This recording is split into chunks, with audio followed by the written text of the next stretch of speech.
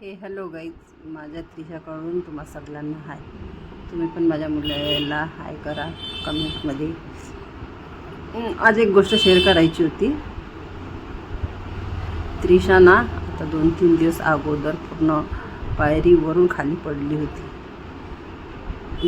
एवढी भीती वाटत होती मला, काही होणार तर नाही, काही होणार ते, पण देवाच्या कृपेने तिला काही नाही, जराशी खरोचसुद्धा नाही आली.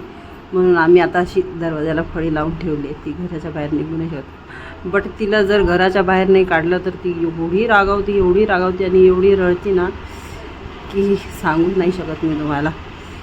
शेवटी तिला आता थोडा वेळ आम्ही घराच्या बाहेर काढलं आहे. तर बघा तिची मस्ती किती मस्ती करते. ती शांत बसणार नाही, एका जागी कधीच बसणार नाही, फक्त फिरत राहते. हे बघा, आता तिच्या मैत्रिणी वगैरे सगळ्या, कोणी गावाला गेलं आहे, कोणी शाळेत गेलं आहे, त्याच्यामुळे ती आता फक्त माझ्यासोबत खेळते आणि मस्ती करते. हे बघा तिची मस्ती. आता बघा कशी हात झटकते माझा, बघा कशी हात झटकते. हे बघा तिला जरा मोकळंच पाहिजे, फक्त मोकळं पाहिजे, निरा मोकळं.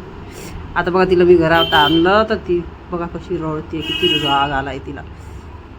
ही अशी आहे माझी त्रिशा. बघा आता